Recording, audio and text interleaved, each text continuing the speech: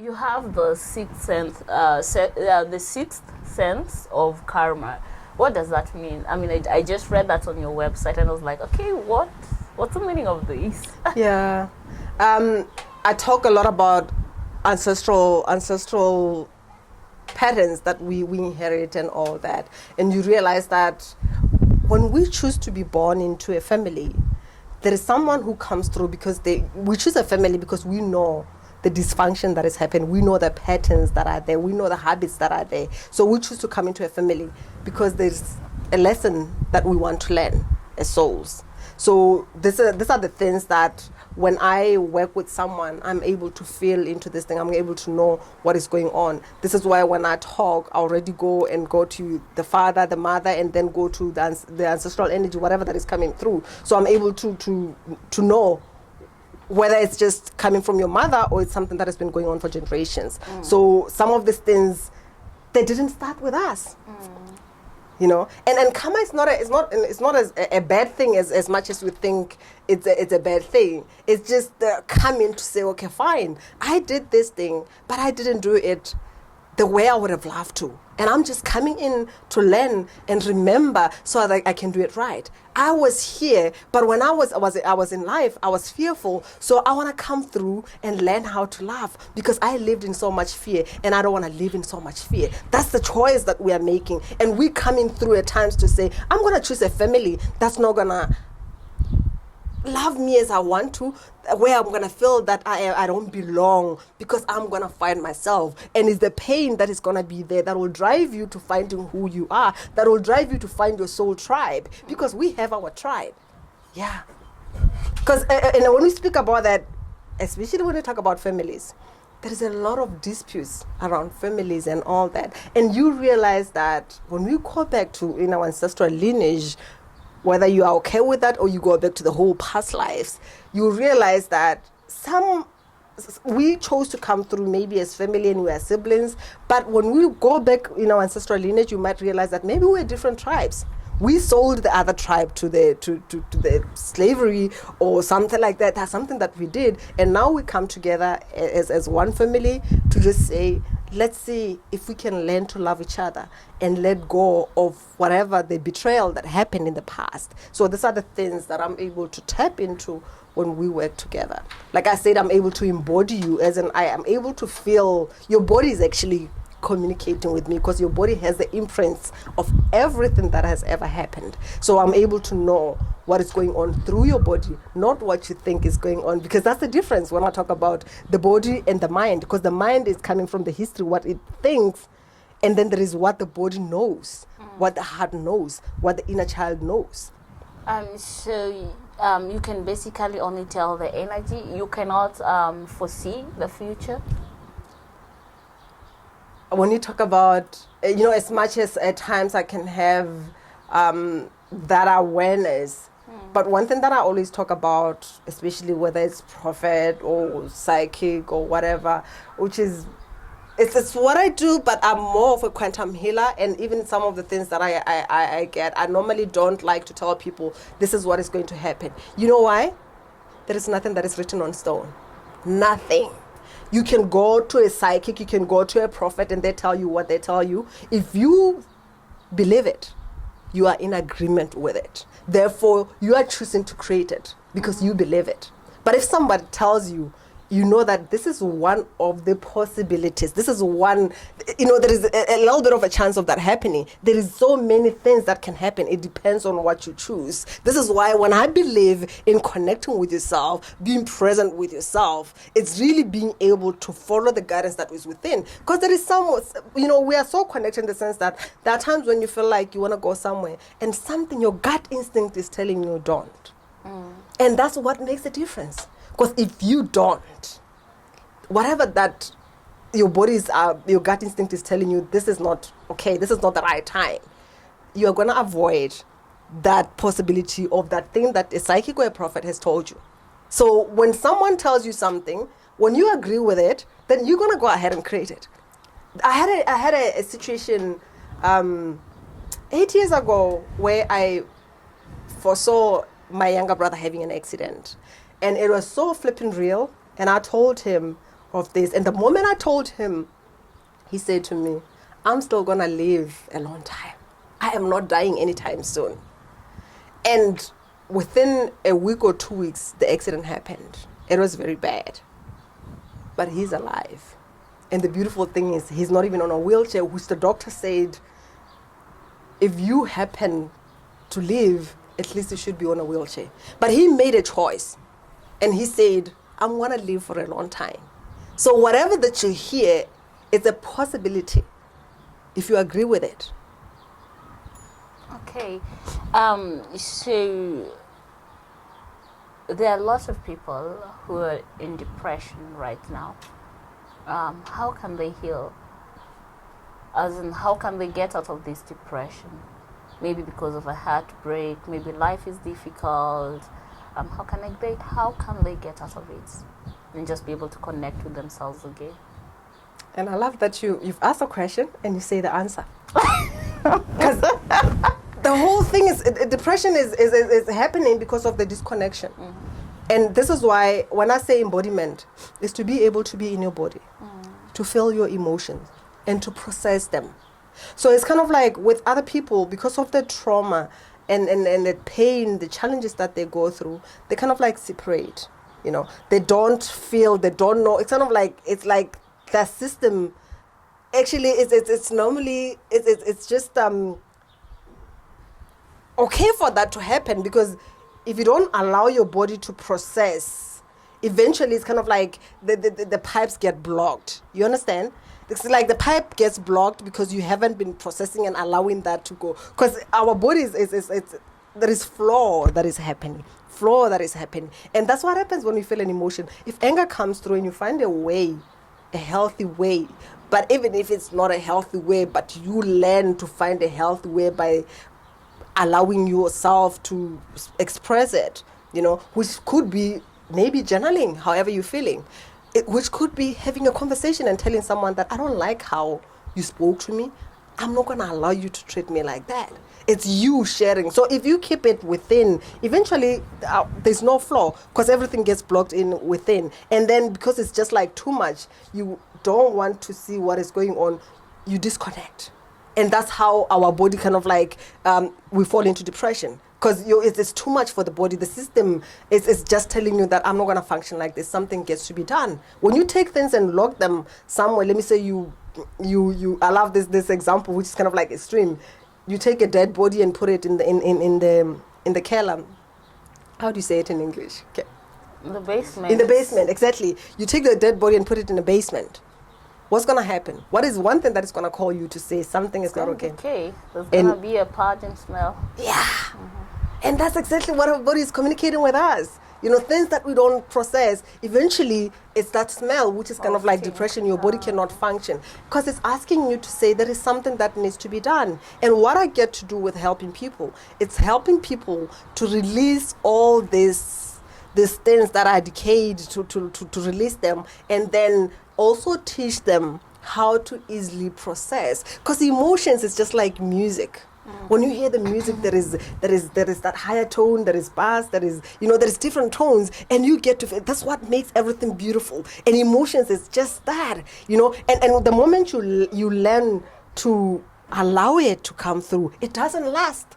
You can just feel a little bit of sadness, and you don't hold into it. You just allow it, and it goes. Anger comes, it goes. And eventually you become the master of your emotions. And the flow is happening. There is nothing that gets to be rotten in, because there's no blockage that is happening. And you kind of like open to the flow in life as well. Because what is stopping people from really processing, even when you talk about, I don't know if you know about chakras, which is like the energy centers in our body, that not feeling safe, it's also connected to money, which is pleasure. And it's because when you talk about the root, is like connecting with who we are.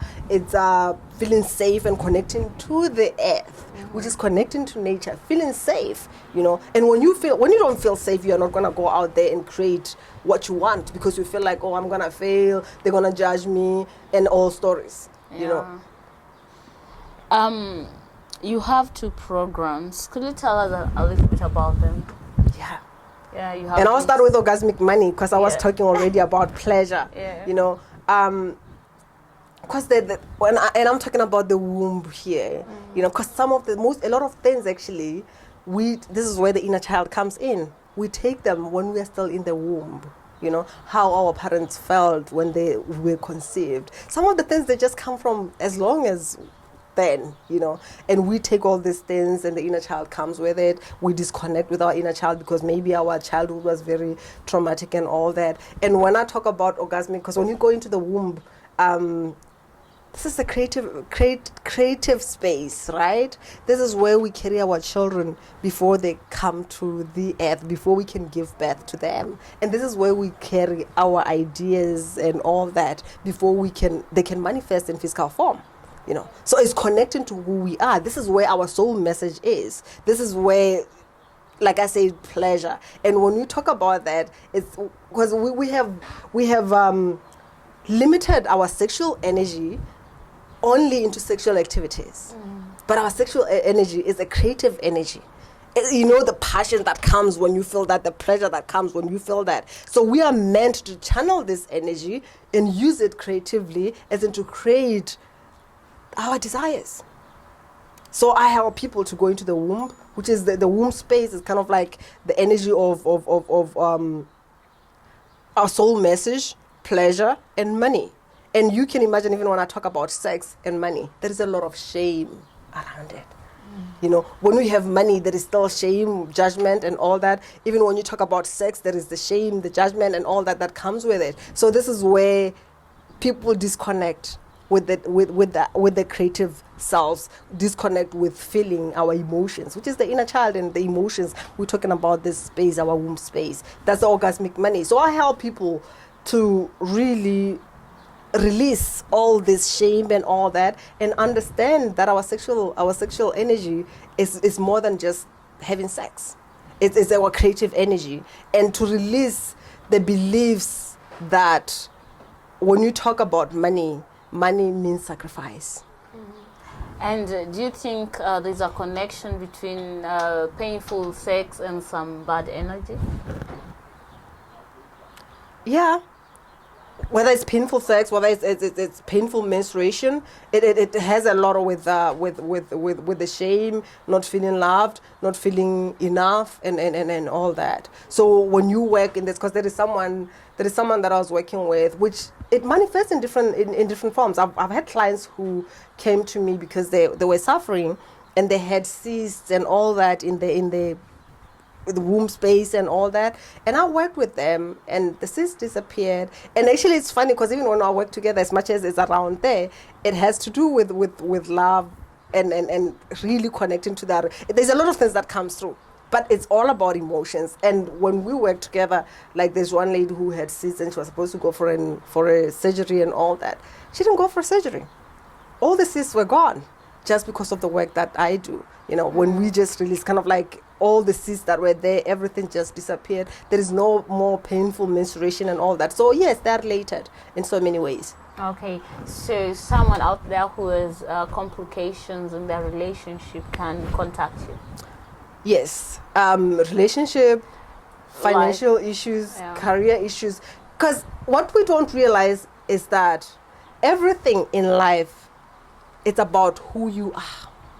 Even if you feel there is something that you want to fulfill, it's not about whether people are going to allow it. It's not about whether you have money. It's about knowing that, am I that person to be able to fulfill that? You know, if I want to have a loving relationship, am I worthy of having a loving relationship? If I want to have a higher position where you're working, am I worthy of it? It's about who shows up. And a lot of people, I talk a lot about this whole dating a narcissist and all that. And I know a lot of people go out there and read the traits of a narcissist. How are you able to see that this person is a narcissist? And you know what's the catch in that?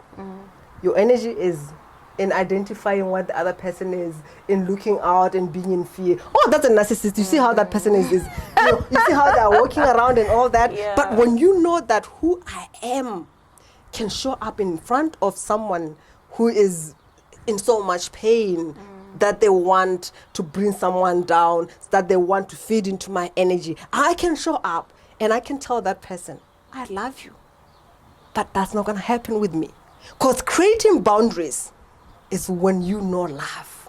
If you create boundaries in fear, you're just going to create more fear. But when you are in love, baby, you can tell someone, this is not going to happen to me. And you are not saying, I don't love you. It's like, I love you so much, but I choose to love you from far. Because you are not yet in alignment with the vibration that I'm carrying. And for me, that's true love. And when I talk about that, it's something that I also experienced with the loving relationship that I was in. When I talk about divorce, I love my ex-husband. But somehow we grew apart. And it's not to say because now we are not together, I don't love him. Say, I love you, but I love you so much to allow you to have the life that you choose to have. And I'm choosing to go ahead and live the life that I choose to have. And this is when you talk about cutting people out of our lives that do not serve us. It's not to say hate someone. It's love them so much. But know that you cannot love them if you don't love yourself. Because we are the ones who are sharing and attracting what we are. We attract what we are. Yeah. So, at one point, you didn't love yourself? Of course. Oh my God. Why? It's what happens to a lot of us. But with me, I've been the kind of person, I have a personality of showing up and saying I'm here. And I believe that's how I showed up when I was young. But from my conservative culture and all that, I was kind of like too much of a child. I wasn't like my other children, my other siblings and all that. So I was kind of like told many times. One thing that my mom used to say is that you're not like my other children. So it was something that, as much as I was okay with it, like that I don't care attitude, but deep within me, I was longing.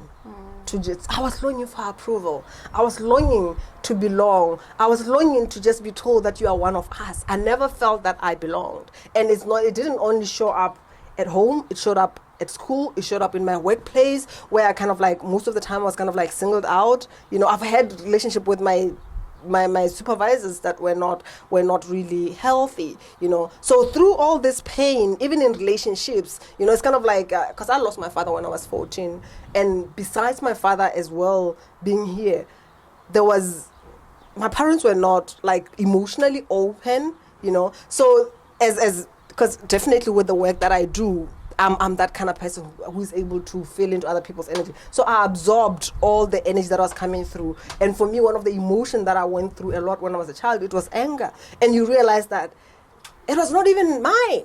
You know, of course, a part of me was pissed off with people pretending that everything is okay. And I was picking up in all this and making it all mine. And I never felt that I belonged. So there was a part of me that didn't love myself, because I was always looking outside to say, how can I adjust my energy? How can I make you happy so that you can accept me? So I worked with that. This is why now I'm like an authentic self-embodiment queen. Because when you embody who you are, when you love who you are, when you get acquainted with your shadows, baby, you are more powerful. You don't allow yourself to be influenced by outside people or outside circumstances, because you know who you are. Because when I say of our shadows, one of the shadows is like wanting to be needed, which even in relationship, we give our power away, because at times you can get into a relationship maybe with an alcoholic, but you're not gonna leave that relationship because you want to be. It's kind of like an alcoholic gives you a purpose of being, you know. At least I have something to do. I can take care of this person. I can give them what I need. I feel like I'm needed. And you know, at times I hear there's a lot where it's kind of like, yeah, my boyfriend needs me. They're not talking about love. My friend, they need me. Kind of like you get to mother that person and take care of that person. And that's a shadow as well. So when you know that you want to be needed, at times you can look at it to say, okay, fine. How does this help me? You know, is this what I want, or it's feeding my shadow of being needed? Okay, and do you think that people who love too much have a problem?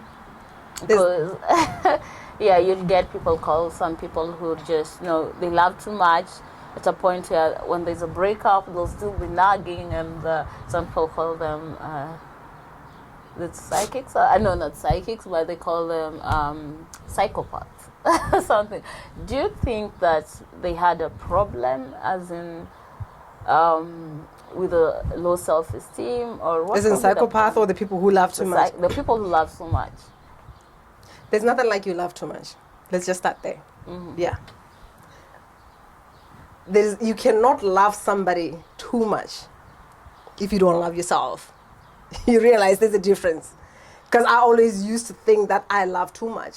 And I realized that I did not love too much. I just wanted someone. I wanted to hold so much into somebody because I felt like, I have to give. This is like giving everything that you have because you want someone to finally see you as somebody. It's twisted in the sense that you give somebody so much and you don't give to yourself. And why is that? So you give somebody this whole emptiness and fear of being rejected, fear of being abandoned, and you just give so much because you just give in the fear, basically, because you don't love yourself. So the only challenge is that we don't love ourselves, and it's painful because we think we are loving, but we are not. We are coming from the not enough, not worthy. I'm afraid that someone is going to leave me and all that. So it's all the fear that we are bringing forth. So there's no stability, there's no foundation. So we just give. But when we get to center, embody ourselves, be here and love ourselves, that's we're able to know that I'm just loving. And when you just love, it's just a love that you don't want anything in return. Just, I love you because you are an amazing person. Because I see the soul in you. I see the brightness in you. And I want you to be happy. Because love does not attach. Love is it's freedom. This is why I'm saying you can allow someone to be isn't like separate with them. And you know that if they are happy, you are happy. That's love. But if you are holding into them and wanting them to be here, wanting them to dance to your tune, baby, that's not love. And so what is a psychopath? I'm just going to tell you something in terms of psychopath, narcissist, and all that. We have these labels, which is something that is I'm not a therapist, I'm a spiritual being. And with me, even with the work that I do, I don't really I don't go deep into labels because I know that most of the things that we become and whatever that is being labeled is because of the pain that we went through, So when you label people and put them in a box and all that, it's still the separation that is just like happening. And when I believe that I'm meeting a psychopath, I'm coming with that tense and I'm judging already. I'm not going to accept you because already I'm in that edge to say this is a psychopath and I'm ready to defend myself and all that. So when you come with an open heart, you create that space where someone feels that they matter, they belong, and they get to put that guard down. They can open up to you and tell you what is going on. So I'm not a kind of person who loves labels. It's not my thing. It's not how I work. And like I said, I'm not a psychologist. I'm a spiritual being, and I help people to really own who they are, embody who they are, heal their wounds, and really be the light, the love that they are, because all that exists within us. Okay. And did you ever get to a point where you had a problem with your self-esteem? Because you say that you wanted to belong. Did you have any problem? Of course, I did. How did you overcome it? By finding who I am. This is why I'm saying I went through so many challenges and I felt that life was happening to me. There was a point when I felt that I was a victim. And that was the time when I gave my power away to the outside circumstances. I gave my power away to the people that I believe that they were putting me down. And when it came to the pain of my children, that was the time when it was kind of like it was time, actually, which is kind of like the message that I got when it's time, As I said, there's some agreements that we have, and I feel with me, it was part of my learning with all the experiences that I had for me to wake up to what I'm here to do, So I went through different circumstances, different pains, but the one with my children, it was kind of like the point where I felt like it's not worth living. And that was a time when I woke up to find who I am to know that I am here on a bigger mission, to know that when I came here, my agreement at a soul level was to say there is a lot of pain on earth, and I'm going to help people to overcome this pain by helping them align and release what does not serve them. So I had an agreement at a soul level, and for me to sort of like get to that, I had to go through the experiences, because now I'm able to relate with someone who's saying, I haven't been with my children. I'm able to relate with someone who says, I'm going through a divorce. I don't think I can make it. I'm able to relate with someone who has been fired from work. Who is going through maybe abuse in a relationship. I went through different circumstances that I'm able to be compassionate. It's like kind of like I had to learn compassion. So when I talk about, which is one of the things with coaching, which is like, it's not like it's everything, but you'll find that there's some, when I go and learn to be a coach and it's theory, there's no, it's just like theory where it's kind of like work on the mindset, yeah. And I press on, just be positive, come on. But I know that there are some things that are going on beyond just be positive. So I'm able to sit with you and be compassionate. And at the same time, I know, because I have been there, I know what is possible on the other side. I know the fear, I know the powerlessness, all that is in between. So I'm able to hold space because of my experience. It's kind of like I was going through an initiation so that I can know when someone is going through something. Yeah. And so, have you ever gone through abuse in your relationship? There is different because kinds. You say that you can be able to have compassion with someone who's going through abuse. There is different kind of abuse that we definitely go through in relationships. And yes, I have gone through, I would say, a lot. I've gone through a lot where a little bit when I was a teenager. Of course, I had a partner who once slapped me and all that, and actually there were people around and all that, kind of like getting a boost of who you, because actually someone who's able to beat a woman at the same time, whether it's a woman who's beat a man, it's through pain and also wanting to sort of claim your power and wanting other people to see you as someone who's, I don't know, it's just the pain that is going through the other person. So I went through that. But most of the pain that I went through for me in relationship, it's kind of like where men, kind of like the men that I dated, one or the other, were putting me down. The who are you? Who do you think you are? Who do you think you are? It's kind of like it has been a theme of my life, which has been presented in so many ways, not even from men only, but from women as well. Where when I say something or when I do something, it's kind of like, who do you think you are? Kind of like you're coming from a poor family. So many things. You don't qualify to have this position. It belongs to me. And with relationship, it's also the same thing, where it's kind of like I was questioned to who do you think you are? Kind of like you are not the kind of person who can tell me that. You are not the kind of person who can do that. You don't deserve to have a sit here with me. So all these things, obviously, they crashed on my self-esteem. I felt that I am not worthy. And deep within me, there was a power that was coming through to tell me, you are more than that. And that's what was calling me to say, claim who you are, find who you are. Because if you know who you are, you'll know that, especially most of the times in relationship, the man was earning more than I was, and I was earning less. And it was kind of like, you don't have more money as I am, therefore you don't have any say. I'm the one who's calling all the shots. And I get to realize that I make money. Money does not make me.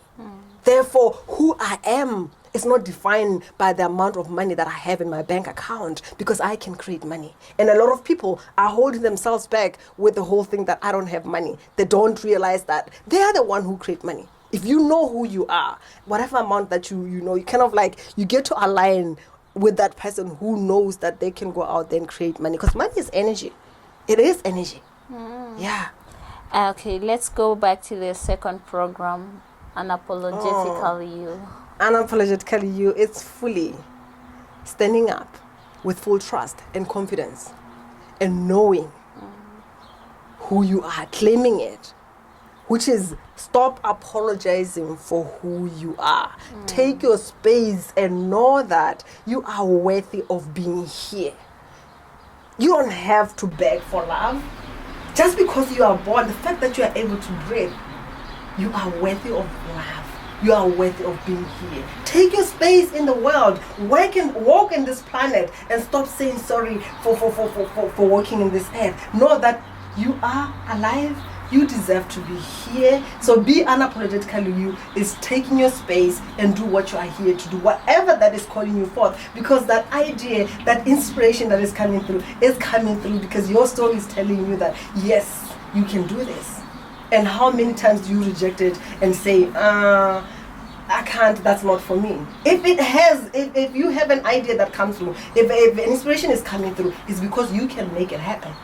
So being unapologetically you is fully aligning with who you are, which some of the pillars that I use for unapologetically you is to be authentically you. Because when you are authentic, you are able to get help. If whatever that you're going through, when someone asks you, how are you?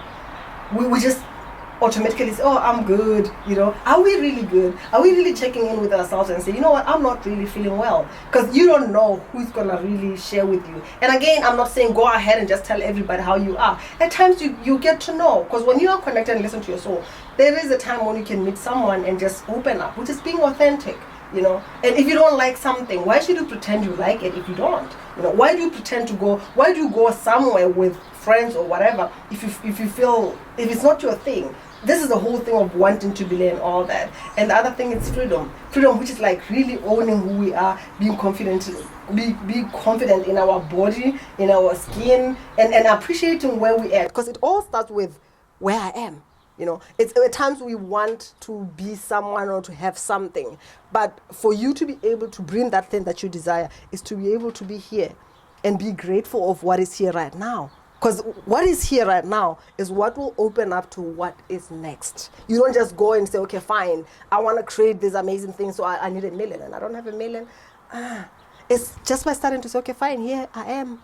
And I'm grateful for all this that I have. And you get to know what is missing. And you ask the universe, what is next? Your next will be brought up by taking that step through that. And the other thing is embodying our feminine power and opening to the masculine, which is embodying our feminine power is feeling our emotions, being connected to our intuition, and also opening to the masculine is also finding that balance between the feminine and the masculine, which is the energy that we have, because the feminine is the one who feels, who has ideas and the flow is coming through, and the masculine is the one who has the courage to take that risk and make it happen, who is taking the step, who is acting. This is why a lot of people are like, they have ideas but they don't act on them, because the masculine energy is somehow distorted, and it's following our passion, which is following our joy. When you follow your joy, kind of like a lot of things, possibilities, opportunities gets to open. So that's the program that I use for Unapologetically You.